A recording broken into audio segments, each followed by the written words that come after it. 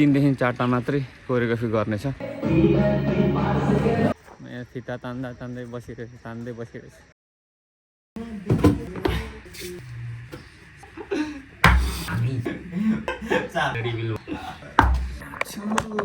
ल फेरि पनि हामी हिजो जस्तै अब शुभ बिहानीमा हिँडिसकेको छु। हाम्रो प्र्याक्टिस र हामीले चाहिँ एउटा मायाले बाँध्यो भन्ने गीत छ, त्यसलाई चाहिँ कोरियोग्राफ गरिरहेछौँ। धेरै पछि कोरियोग्राफी गर्दाखेरि अलिकति अप्ठ्यारो जस्तो पनि महसुस हुँदैछ, तर आफूलाई जे मन लाग्छ त्यही कुरा गर्ने हो, त्यसैलाई पलिस गर्ने हो, आफ्नो बेस्ट दिने हो। त्यही भएर चाहिँ गरिँदैछ। जे रमाइलो लाग्छ, प्रोसेसमा रमाउने काम भइरहेको छ। किन गर्नुपर्छ भन्ने पाराले पहिला चाहिँ हुन्थ्यो यसलाई कसरी गर्ने भन्ने धेरै सोचिन्थ्यो क्या, तर अहिले चाहिँ त्यो अलिकति हटेर गएको छ र फ्लोलाई चाहिँ मेन्टेन गर्ने काम भइरहेको छ र आफ्नो तर्फबाट प्रेसर नलिकन गरेको कोरियोग्राफीहरू चाहिँ राम्रो भएको छ क्या। अलिअलि प्रेसर त भइहाल्छ गीत कोरियोग्राफी गर्ने भनिसक्दाखेरि होइन। धेरैपल्ट रिपिटेसनमा जानुपर्ने हुन्छ, गीत फेरि सुन्नुपर्ने हुन्छ, फेरि सुन्नुपर्ने हुन्छ। अरू स्टेप्सहरूलाई कनेक्ट गर्ने जोड्ने भन्दा पनि त्यो म्युजिकले चाहिँ आफूलाई कस्तो किसिमको फिल दिइरहेछ त होइन, त्यो म्युजिकसँग चाहिँ ब्लेन्ड गर्न खोज्ने चाहिँ ज्यादा प्रयास गरिराखिएको हुन्छ होइन। धेरै समय भयो यो कुराहरू गरेको, रमाइलो पनि भइरहेको छ। अब पछिल्लो समय बुझेको कुरा चाहिँ के हो भन्दाखेरि प्रोसेसलाई चाहिँ मेन ध्यान दिनुपर्ने हुँदो रहेछ। सो प्रोसेसमा चाहिँ रमाउनु खोज्नुपर्ने हुँदो रहेछ। अनि त्यत्रो त्यो यो यस्तो गाह्रो हो भनेर पनि लिन नपर्ने रहेछ। सो इजी सो गइराखेको छ हामी बिहान चाहिँ एभ्रिडे। अनि बिहान चाहिँ हामी यहाँनिर राजको स्टुडियोमा जान्छौँ भने बेलुका चाहिँ हामी अच्युतको स्टुडियोमा, किनभने हाम्रो स्टुडियो चाहिँ अहिले केही समयदेखि बन्द छ। अलि पछि अब अलिकति राम्रो ठाउँ भेटायो भने खोल्ने भन्ने पनि कुराहरू छ, तर यत्तिकै पनि जसै भए पनि डान्स गर्नुपर्ने हो होइन। 2-2वटा स्टुडियो छ केटाहरूको, त्यहाँ गएर नाच्ने काम भइरहेछ। लगभग हामीसँग अब 15 दिन जति बाँकी होला। 15 दिनमा हामी अब मेरो चाहिँ 3 देखि 4टा मात्रै कोरियोग्राफी गर्नेछ, अनि अरू सबै अरू भाइहरूले गरोस् भनेर सबैजनालाई भनेको छु। र सबैजना आफ्नो काममा लागि पनि सकेको हुन्छ। हामीलाई म्याक्सिमम् भनेको 30वटा कोरियोग्राफी चाहिन्छ होला। त्यही हो। आज हिजोभन्दा अलिक जाडो छ। आज मैले अलिक धेरै बोलेँ हौ। भ्लग गर्दाखेरि बोल्ने चाहिँ बानी छैन, लाज पनि लाग्छ। अब यहाँ मान्छेहरू आउँछ मैले बन्द गरेको।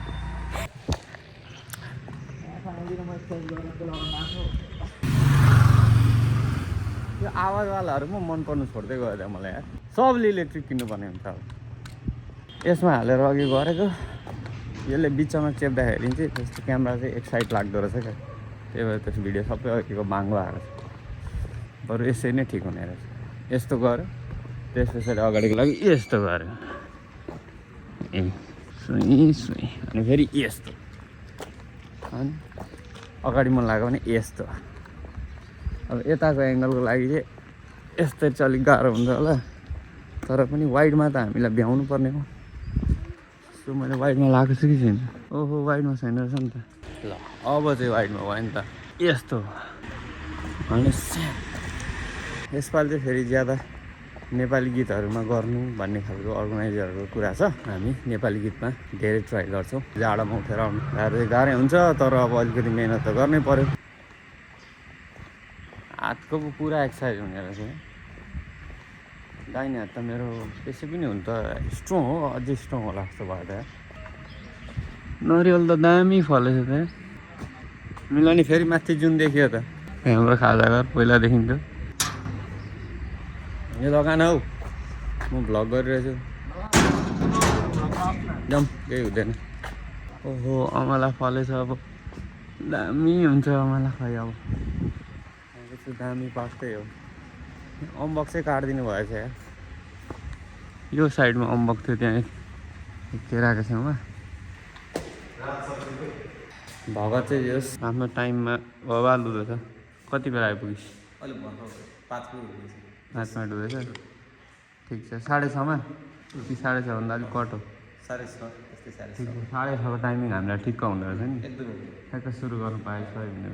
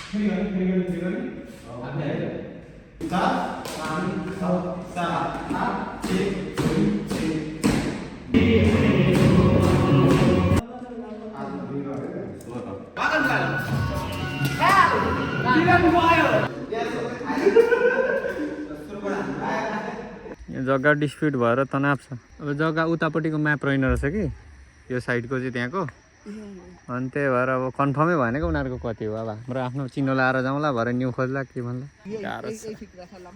यहाँ फिता तान्दै बसिरहेछ। लम्बाइ ठिक छ? कति आयो दाइ? यो त गाह्रो पो हुँदो रहेछ त। जग्गा किन्ने बित्तिकै ट्याकटुक वाल लगाइहाल्नु पर्ने रहेछ। अस्ति हामी इजी हुन्छ होला भनेको चाहिँ यताको आली उता यताको यो वा यहाँको खुट्टी उखालेर कता आलीले पेलेर तनाव छ।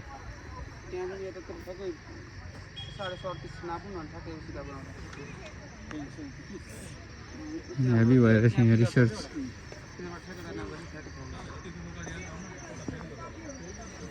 यहाँ त यहाँ मान्छे कति बेला भएको छ, गाईजहरू सब यहाँनिर बेला भएको। पहिलोपल्ट है म चाहिँ यस्तो जग्गाको डिस्प्युटमा। फुल दामी छ तर आज चाहिँ लास्ट थकाइ भयो। आज चाहिँ एक्लै हिँडेर आउँदैछु, बाइक थिएन, पम्चर भएछ। सबैतिर हिँड्नु पर्यो क्या। गाह्रो कुरा चाहिँ कहिले कहिले चाहिँ यस्तो हुन्छ, कहिले कहिले चाहिँ फेरि केही काम हुँदैन, यत्तिकै बसिन्छ। अब अहिले चाहिँ एकदमै सबैतिर लोडै लोड।